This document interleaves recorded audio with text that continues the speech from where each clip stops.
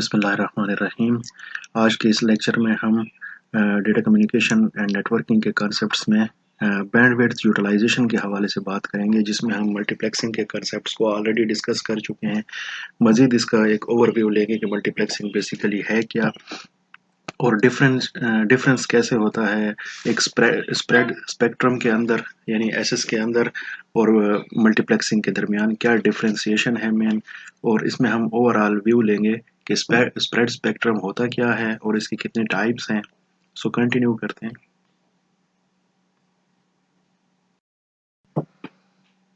तो जैसा कि आप लोग स्क्रीन के ऊपर डेफिनेशन देख रहे हैं, in spread spectrum we combine signals from different sources to fit into a larger bandwidth, but our goals are to prevent eavesdropping and jamming.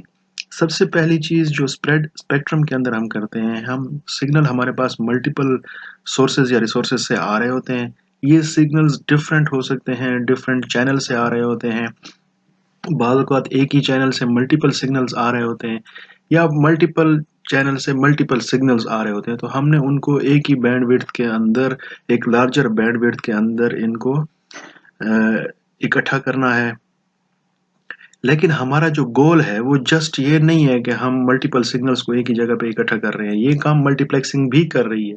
यहाँ पर जो हमारा काम है वो जस्ट ये है कि हम ईव्सड्रॉपिंग और जैमिंग से इसको बचा रहे हैं। ईव्सड्रॉपिंग यानी कोई इसमें अनऑथराइज्ड पर्सन इंट्रूड ना कर सके, ऐसा बंदा जिसको ये सिग्नल नहीं जाने चाहिए, और अगर वो इंट्रूड करता है तो वो ईव है, यानी एक शैतानी अमल है, वो ईव ड्रॉपिंग कर रहा है।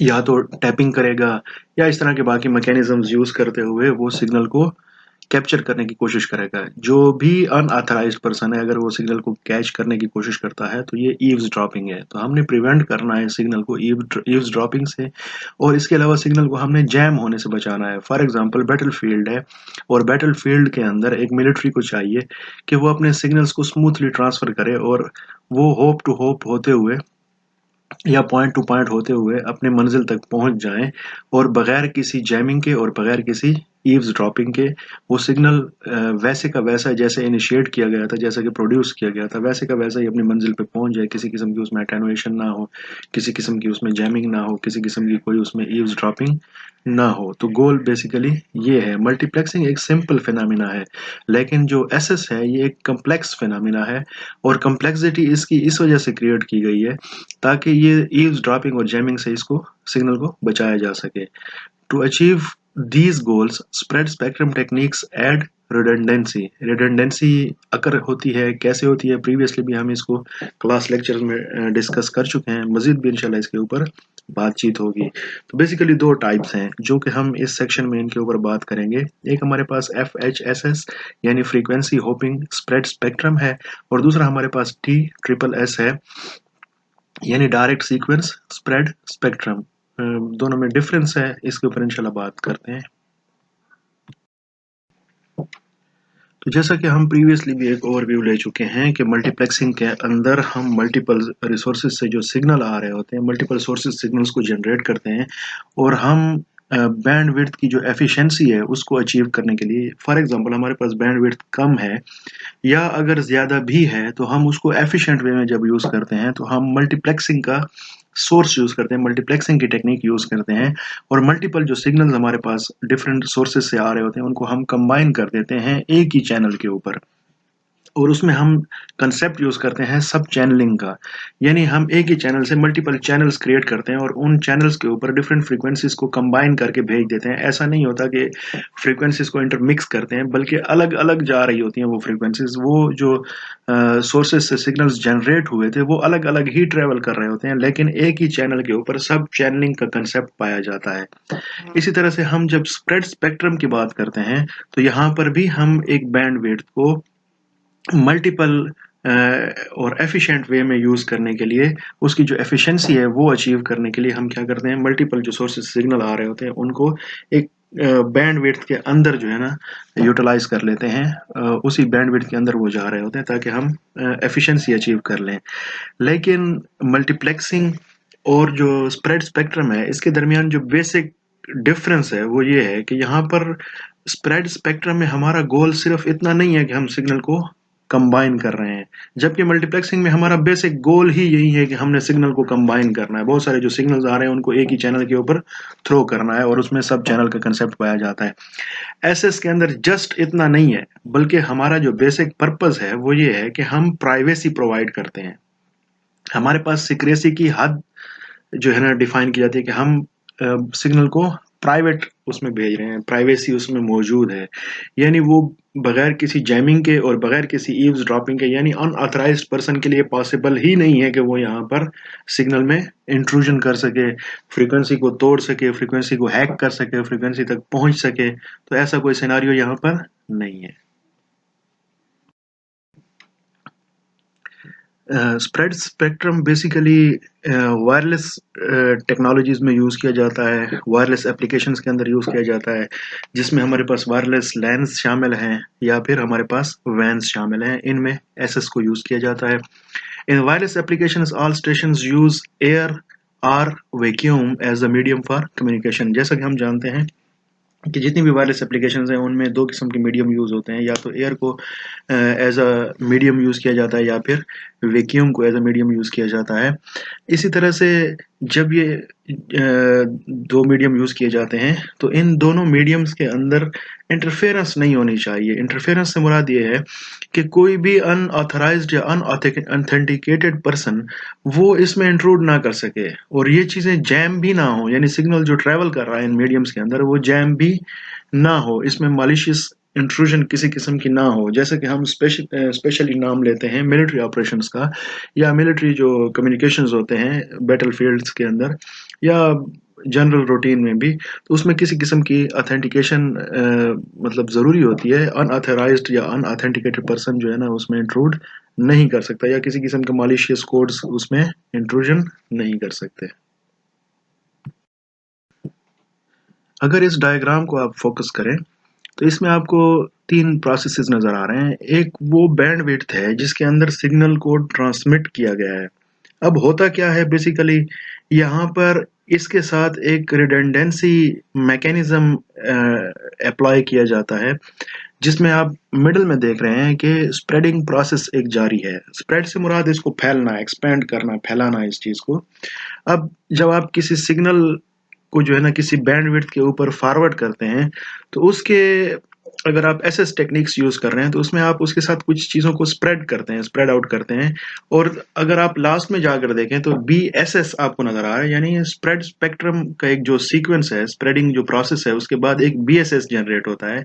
यानी पहले सिंपल बी था, एक सिंपल बैंडविड्थ थी, और एट द एंड जाकर जब वो एक प्रोसेस से गुजरेगी तो वो बीएसएस बन जाएगा। अब ये बीएसएस क्या है, ये बेसिकली इसके साथ एक एक्स्ट्रा कोड अटैच कर दिया गया है जिसको रिडंडेंसी कोड कहा जाता है। ये रिडंडेंसी कोड डिफाइन करता है कि ये ऑथेंटिकेटेड है। अब ऑथेंटिकेशन के बगैर इसको कोई एक्सेस नहीं कर सकेगा। जो भी ऑथराइज होगा वही इसको एक्सेस कर पाएगा, जिसके पास ऑथराइजेशन का कोड होगा, जिसके पास ऑथेंटिकेशन मौजूद होगी, वही इसको एक्सेस कर पाएगा। और ये जो स्प्रेडिंग का प्रोसेस आपको मिडिल में नजर आ रहा है, ये बेसिकली स्प्रेडिंग कोड जनरेट किए जाते हैं जो कि बैंडविड्थ के साथ, और उस बैंडविड्थ के अंदर जितने भी सिग्नल्स जा रहे होंगे उनको एक स्पेसिफिक कोड उनके साथ अटैच कर दिया जाएगा और यही कोड ट्रेवल करेगा। यही कंसेप्ट है स्प्रेड स्पेक्ट्रम का।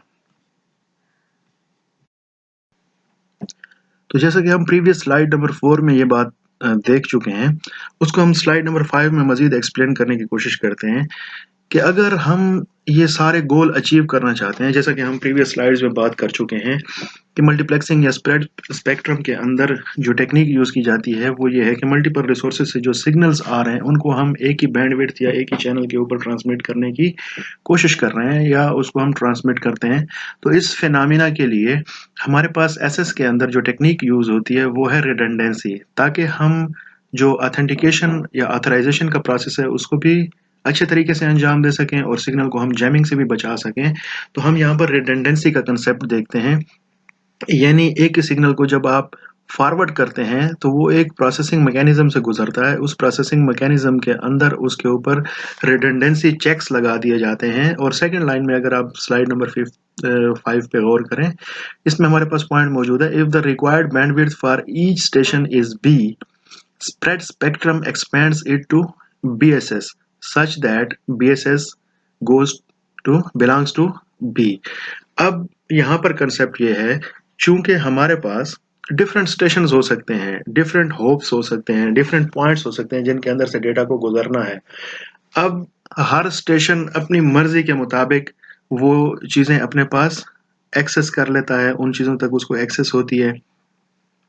जैसा कि हम इसमें सो सिंपल अगर हम बात कर लें रेडियो ट्रांसमिशंस की, कि रेडियो स्टेशंस के जो मतलब डिफरेंट चैनल्स होते हैं, फॉर एग्जांपल FM 101 हो गया, FM 102 हो गया, FM 90 हो गया, वगैरह वगैरह, जिस तरह से ये डिफरेंट चैनल्स हैं और हम रेडियो की नाब घुमाते हैं। प्रीवियसली भी आपके साथ इस मतलब टॉपिक के ऊपर अच्छी तरह से गुफ्तगू हो चुकी है कि जब एक यूजर रेडियो की नाब घुमा रहा होता है तो नाब घूमने के साथ साथ फ्रीक्वेंसीज एक्सेस हो रही होती हैं।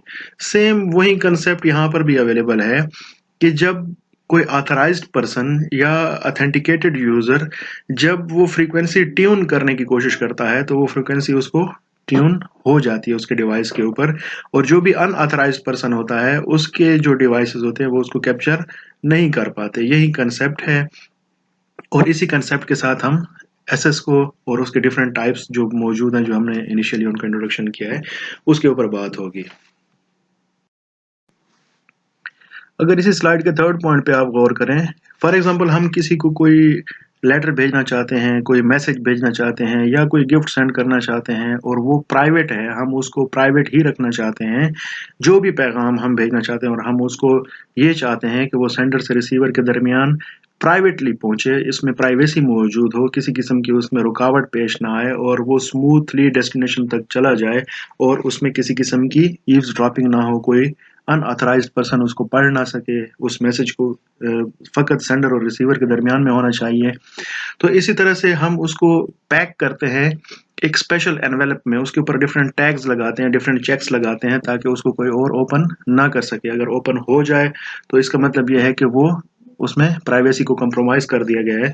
और इसी तरह से हम उसको स्पेशल जो है ना सर्विसेज के जरिए से उसको डिलीवर करने की कोशिश करते हैं। इसी तरह से जब भी ट्रांसमिशन होती है, डेटा की ट्रांसमिशन होती है, तो इसमें हर मैसेज ही इतना प्राइवेट है और उसको प्राइवेसीज दी जाती हैं और उसको डिफरेंट रिडंडेंसी चेक्स के जरिए से कवर किया जाता है, एनवेलप किया जाता है और फिर उसको एक स्पेशल डिलीवरी मैकेनिज्म के जरिए से फॉरवर्ड किया जाता है। तो यहाँ पर जो एसएस का कंसेप्ट है, एसएस हमें यही प्राइवेसी प्रोवाइड करता है और एंटी जैमिंग सर्विसेज प्रोवाइड करता है ताकि डेटा जो सेंडर और रिसीवर के दरमियान ट्रांसमिट हो रहा है उसमें ये दो क्वालिटीज मौजूद होनी चाहिए कि एक तो उसके पास प्राइवेसी हो और दूसरा वो एंटी जैमिंग क्वालिटीज रखता हो।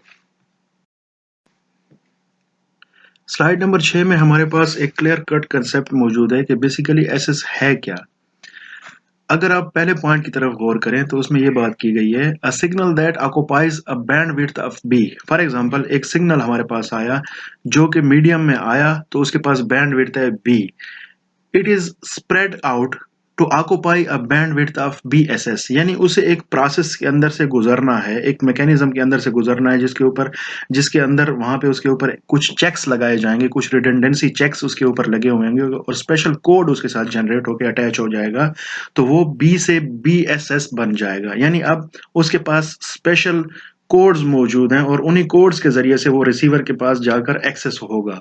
अब जिस रिसीवर के पास वो कोड अवेलेबल होगा तो वही उसको एक्सेस कर पाएगा। सेकंड पॉइंट में आप देखें, all signals are spread to occupy the same bandwidth BSS।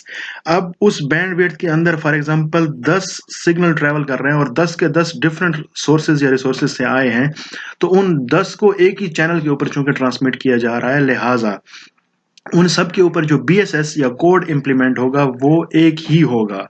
ऐसा नहीं है कि हर सिग्नल के लिए अलग अलग कोड जनरेट होगा, नहीं, जो BSS है वो सब के लिए एक ही होगा। चूंकि वो एक ही बैंडविड्थ से गुजारे जा रहे हैं, एक ही चैनल से गुजारे जा रहे हैं, तो वो 10 के 10 सिग्नल चूंकि कंबाइन होकर जा रहे हैं, इकट्ठे होकर जा रहे हैं, तो इसलिए उनके ऊपर एक ही BSS इंप्लीमेंट होगा। थर्ड पॉइंट बहुत इंपॉर्टेंट है, इस पर जरा गौर कीजिएगा, signals are spread with different codes. अब हर सिग्नल को एक अलग कोड भी असाइन होगा इसके साथ साथ। अब थोड़ा सा कंफ्यूजन यहाँ पे ये क्रिएट होने के चांसेस हैं कि एक तरफ हम कह रहे हैं कि BSS एक ही होगा सब सिग्नल के लिए, जो एक जनरल BSS है वो सबके लिए एक होगा, लेकिन हम जो सब कंसेप्ट्स उसमें दे रहे हैं कि डेस्टिनेशन सबकी अलग है, सब जो सिग्नल्स जा रहे हैं उनकी डेस्टिनेशन चूंकि अलग है, तो एक सब कोड उनको असाइन किया जाएगा। जिस तरह से हम सब चैनल्स उनको असाइन कर रहे हैं, इसी तरह से हर सब चैनल के लिए एक सब कोड भी मौजूद होगा, ताकि ये सिग्नल आपस में इंटरमिक्स भी ना कर सके, क्योंकि इनकी फ्रीक्वेंसीज अलग अलग थे। लिहाजा हम इन जो चैनल्स हैं इनको हम सब चैनलिंग के कंसेप्ट में लेके जा रहे हैं, और हर सिग्नल अलग अलग चैनल पे ट्रेवल कर रहा है, लेकिन बैंडविड्थ चूंकि एक ही है, तो जनरल सिनेरियो में उनके लिए जो बीएसएस होगा वो एक ही होगा। लेकिन उस बीएसएस के अंदर जो हमने उनको डिफरेंशिएट किया हुआ है, उनके लिए अलग अलग कोड्स जनरेट किए जाएंगे हर सिग्नल को। फॉर एग्जांपल सिग्नल का कोड है 1, जो बीएसएस हम ट्रैवल करवा रहे हैं उसका कोड है 1, तो हम उसके अंदर जितने भी सिग्नल हैं, फॉर एग्जांपल 10 सिग्नल है तो 1.1, 1.2, 1.3 इस कंसेप्ट से हम उनको फॉरवर्ड करेंगे। लास्ट पॉइंट पे आप देखें, ये जो डिफरेंशिएशन हम क्रिएट कर रहे हैं एक बीएसएस के अंदर 1.1, 1.2, तो ये दो बिहाफ्स पे हो सकती है, या तो ये फ्रीक्वेंसी के बिहाफ पे होगी या टाइम डोमेन के बिहाफ पे होगी। अब जो पहली टाइप है उसके ऊपर हम बात करेंगे, जो कि फ्रीक्वेंसी होपिंग स्प्रेड स्पेक्ट्रम है। इसके अंदर बेसिकली जो टेक्निक यूज होती है वो ये है कि इसमें मल्टीपल कैरियर फ्रीक्वेंसीज का कंसेप्ट मौजूद है। जैसा कि आप पहली लाइन में देख सकते हैं, the FHSS technique uses m different carrier frequencies that are modulated by the source signal. अब ये मल्टीपल कैरियर फ्रीक्वेंसीज का कंसेप्ट क्या है? फॉर एग्जाम्पल अगर आप सेकेंड पॉइंट पे देखें, at one moment the signal modulates one carrier frequency, but at the next moment the signal modulates an other carrier frequency। अब जरूरी नहीं है कि एक होप के ऊपर जो फ्रीक्वेंसी का मोमेंटम था वो नेक्स्ट के लिए भी वैसा ही रहे। यहाँ पर चूंकि फ्रीक्वेंसी को मल्टीपल होप्स या मल्टीपल पॉइंट्स से गुजरना है, मल्टीपल जो स्टेशंस हैं वहां से गुजरना है, तो यहाँ पर फ्रीक्वेंसी की जो नंबरिंग है वो चेंज होती रहती है, यानी कैरियर फ्रीक्वेंसी का जो कोड है वो चेंज होता रहता है। जरूरी नहीं है कि अगर रास्ते में 10 स्टेशन आ रहे हैं तो हर एक के पास जब ये पहुंचेगी तो उसका जो कोड है वो सेम रहेगा, नहीं, ऐसा नहीं रहता। यहाँ पर जो बेसिकली कंसेप्ट है वो ये है कि वहां पर उसका कोड चेंज हो जाता है एट वन मोमेंट, यानी वन स्टेशन के ऊपर अगर जो है ना उसका जो कैरियर फ्रीक्वेंसी है वो 1 है, तो नेक्स्ट के पास होकर जब पहुंचेगा तो हो सकता है कि वो 1.1 हो जाए। तो इस कंसेप्ट के अंदर जो है ना यहाँ पर बात होगी। थर्ड पॉइंट पे अगर आप देखें, pseudo random code generator called pseudo random noise यानी PN creates a k bit pattern for every hopping period. यहाँ पर एक k बिट पैटर्न क्रिएट होता है हर स्टेशन के ऊपर, हर होप के ऊपर, और एक होप से दूसरे होप तक पहुंचने के लिए एक k पैटर्न चलाया जाता है जो कि सूडो रैंडम नॉइस के नाम से याद किया जाता है, यानी PN वैल्यू एक मौजूद होती है, सूडो रैंडम नॉइस के नाम से उसको याद किया जाता है। और ये नॉइज उस फ्रीक्वेंसी के साथ चलती है, ये के पैटर्न उसके साथ चलता है ताकि वो एक हॉप से दूसरे हॉप तक ट्रेवल करे। FHSS का जो कंसेप्ट है वो इस डायग्राम से हमें मजीद हम उसको एलेबोरेट कर देते हैं। फॉर एग्जांपल हमारे पास एक ओरिजिनल सिग्नल है जिसको स्प्रेड होना है और उसको अल्टीमेट डेस्टिनेशन के पास पहुंचना है, या एक हॉप से दूसरे हॉप की तरफ वो जा रहा है, तो यहाँ पर उसके ऊपर जो मैकेनिज्म इम्प्लीमेंट होंगे वो कुछ इस तरीके से हैं कि हमारे पास एक फ्रीक्वेंसी टेबल मौजूद होता है और ये हॉप के पास मौजूद होता है, और उस हॉप के पास ये जो फ्रीक्वेंसी टेबल है इसी के अंदर से वो देखता है, और उसके पास जो दूसरा एक मैकेनिज्म मौजूद है जिसको फ्रीक्वेंसी सिंथेसाइजर कहा जाता है। तो फ्रीक्वेंसी टेबल के अंदर से देखा जाता है कि ये फ्रीक्वेंसीज, इनमें से कौन सी फ्रीक्वेंसी इसको एलोकेट की जा सकती है, तो वो एक स्पेसिफिक कोड जनरेट करके और फ्रीक्वेंसी सिंथेसाइजर की मदद से उस ओरिजिनल सिग्नल के साथ मॉड्यूलेट कर दिया जाता है और देन उसको स्प्रेड किया जाता है। तो नेक्स्ट स्लाइड में हम देख लेते हैं कि इसका मैकेनिज्म क्या है। तो जैसा कि हम स्लाइड नंबर 9 को पढ़ रहे हैं और इसमें हमने प्रीवियसली स्लाइड नंबर 8 में जो डायग्राम डिस्कस किया था उसी के हवाले से इसमें डिटेल मौजूद है। तो फर्स्ट पॉइंट पे अगर हम देखें फ्रीक्वेंसी टेबल का जो पर्पस है वो क्या है। Frequency table uses the pattern to find the frequency to be used for this hopping period and passes it to the frequency synthesiser. अब एक होप के पास फॉर एग्जांपल सिग्नल पहुंच गया, वो फ्रीक्वेंसी पहुंच गई, तो यहाँ पर फ्रीक्वेंसी टेबल ये देखता है कि इस होप से नेक्स्ट होप तक अगर जाना है तो इस होपिंग पीरियड के अंदर इसको कौन सा कोड असाइन किया जा सकता है, इस सिग्नल को कौन सा कोड हम दे सकते हैं, और यही कोड वो सेलेक्ट करके फॉरवर्ड कर देता है फ्रीक्वेंसी सिंथेसाइजर को। देन अगर सेकंड पॉइंट पे हम देखें कि फ्रीक्वेंसी सिंथेसाइजर क्या करता है, frequency synthesiser creates a carrier signal of that frequency. अब उसने एक कैरियर सिग्नल जो है ना देना है। अब यहाँ पर कंसेप्ट मेरे ख्याल में क्लियर हो गया कि एक्चुअल फ्रीक्वेंसी को हम छेड़छाड़ नहीं कर रहे, एक्चुअल सिग्नल को हम छेड़छाड़ उसके साथ नहीं कर रहे, हम उसके साथ एक और कैरियर भेज रहे हैं ताकि एक होप से दूसरे होप तक उसको ट्रेवल करवा सके। फॉर एग्जाम्पल, एक ओरिजिनल सिग्नल की जो फ्रीक्वेंसी थी वो हमारे पास 1 थी, तो हम इसके साथ 1.1 का इजाफा कर देते हैं। ये जो 0.1 है ये दर हकीकत एक कैरियर सिग्नल है जो एक्चुअल फ्रीक्वेंसी 1 को कैरी करके एक होप से या एक पॉइंट से दूसरे पॉइंट तक एक होपिंग डिस्टेंस उसको जो है ना ट्रेवल करवा रहा है। तो यहाँ पर आप क्या देख रहे हैं कि फ्रीक्वेंसी सिंथेसाइजर क्या करता है, it creates a carrier signal of that frequency, यानी एक्चुअल फ्रीक्वेंसी के साथ छेड़छाड़ नहीं कर रहा बल्कि उसके साथ एक एक्स्ट्रा सिग्नल अटैच कर रहा है, एक एक्स्ट्रा फ्रीक्वेंसी पीरियड अटैच कर रहा है। एंड सेकंड लाइन में एंड में जाकर अगर आप देखें, and the source signal modulates the carrier signal. अब जो सोर्स सिग्नल था वो कैरियर सिग्नल में कन्वर्ट हो गया, so the resultant signal is spread signal.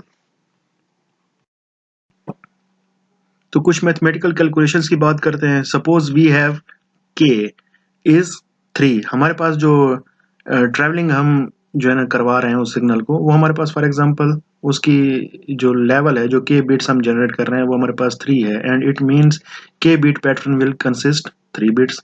तो के बिट्स का जो पैटर्न है वो 3 बिट्स के ऊपर मुश्तमिल है। So our m carrier frequencies will be 8 2 raised to the power 3।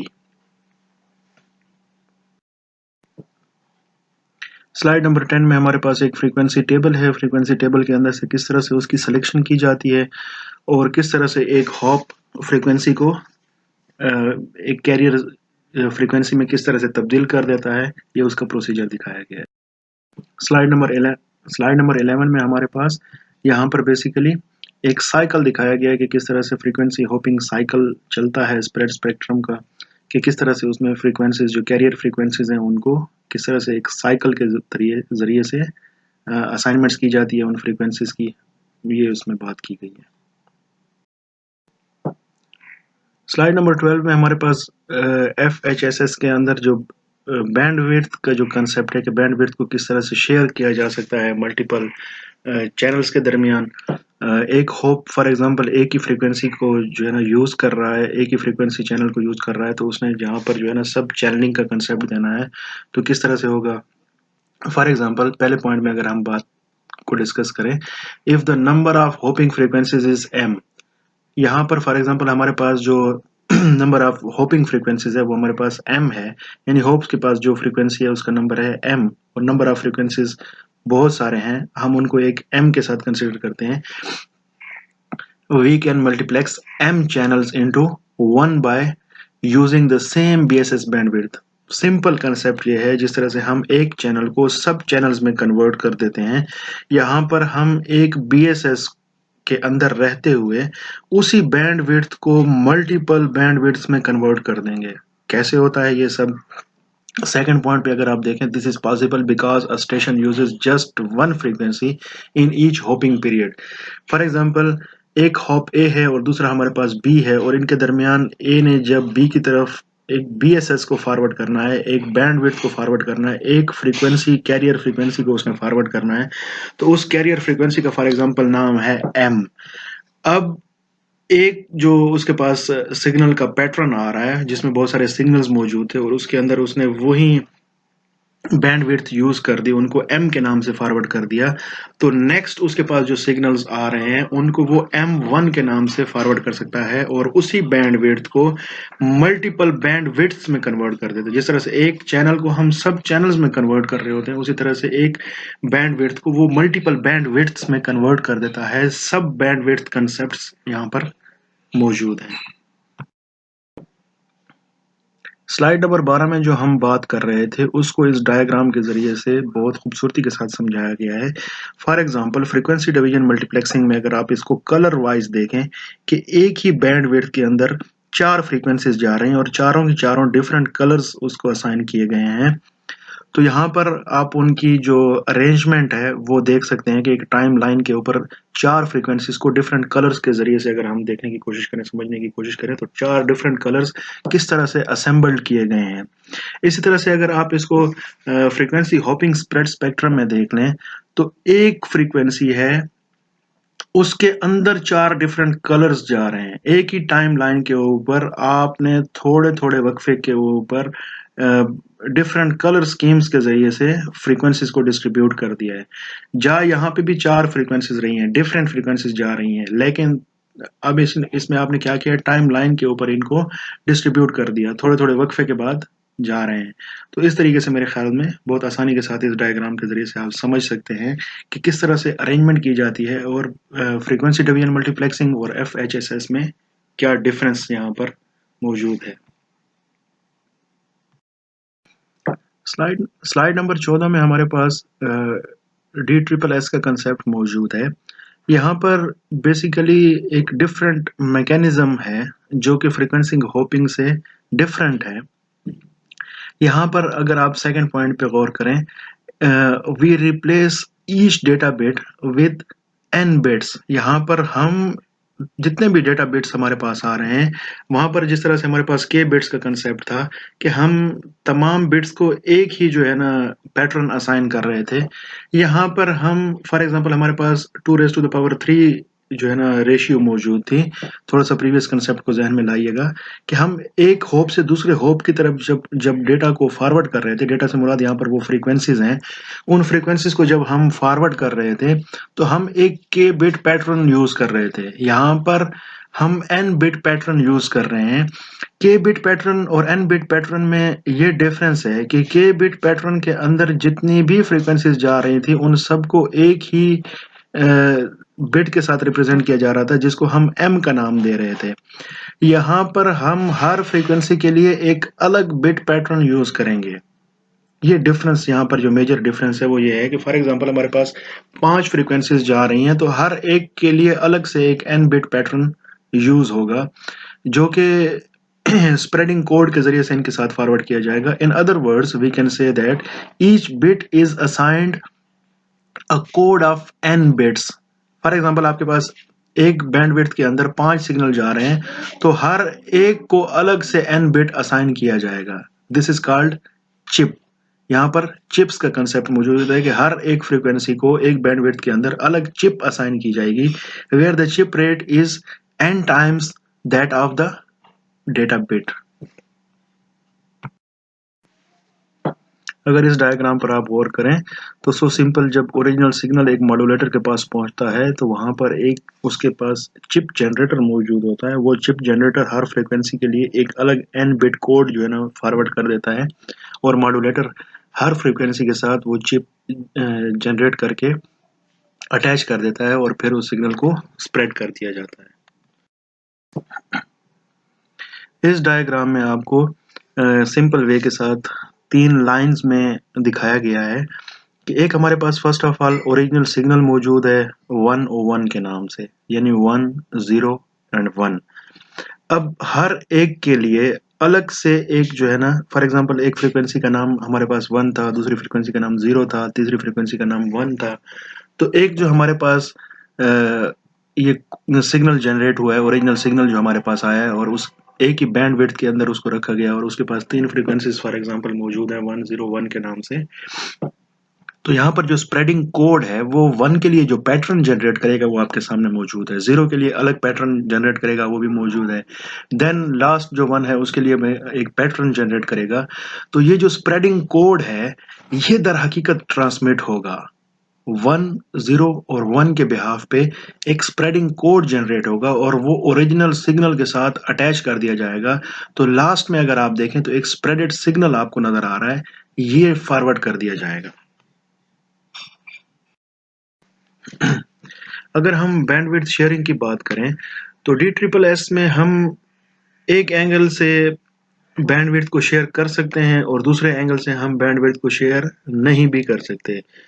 अगर आप सेकंड पॉइंट पे थोड़ा सा गौर करें, if we use a spreading code that spreads signal from the different stations, जो डिफरेंट स्टेशन से ऑलरेडी स्प्रेड होकर आ रहे हैं सिग्नल्स, अगर ऐसी कंडीशन हमारे पास मौजूद है तो हम इस कंडीशन में किसी किस्म की जो स्प्रेडिंग है, बैंडविड्थ की जो शेयरिंग है, वो नहीं कर सकते। फॉर एग्जांपल, सिग्नल्स जो डिफरेंट रिसोर्सेज से आ रहे हैं वो ऑलरेडी उनके ऊपर एक स्प्रेडिंग मैकेनिज्म इंसर्ट कर दिया गया है, तो फिर हम बैंडविड्थ को शेयर नहीं कर सकते। और अगर हमारे पास कुछ ऐसा कोड अवेलेबल है कि जिसके ज़रिए से हमारे पास इजाज़त होती है कि हम उसको जब कंबाइन करते हैं तो उस कॉम्बिनेशन के अंदर हम अपनी मर्जी से एक स्प्रेड स्पेक्ट्रम जो है ना वो डिफाइन कर रहे होते हैं, तो फिर हर बिट के लिहाज से या हर फ्रीक्वेंसी के अगेंस्ट जो एक पैटर्न जनरेट होता है, एन पैटर्न जनरेट होता है, वो यहाँ पे हो रहा है और उसमें ये क्वालिटी मौजूद है कि ये डिफाइन कर सकता है कि हम मतलब बैंडविड्थ को यूज़ कर सकते हैं, उसकी शेयरिंग हम कर सकते हैं या नहीं कर सकते। अगर इसमें परमिशंस मौजूद हैं तो फिर हम जाकर बैंडविड्थ को शेयर कर सकते हैं। अदरवाइज अगर डिफरेंट चैनल से, डिफरेंट रिसोर्सेज से सिग्नल आ रहा है और वो ऑलरेडी स्प्रेडिंग कोड्स यूज़ कर चुका है, तो फिर हम यहाँ पर ये डिफरेंस नहीं कर पाते कि उनके अगेंस्ट जो एन पैटर्न्स डिफाइन किए गए हैं वो क्या हैं। तो इस सूरत में हम बैंडविड्थ को यूज़ या शेयर नहीं कर सकते।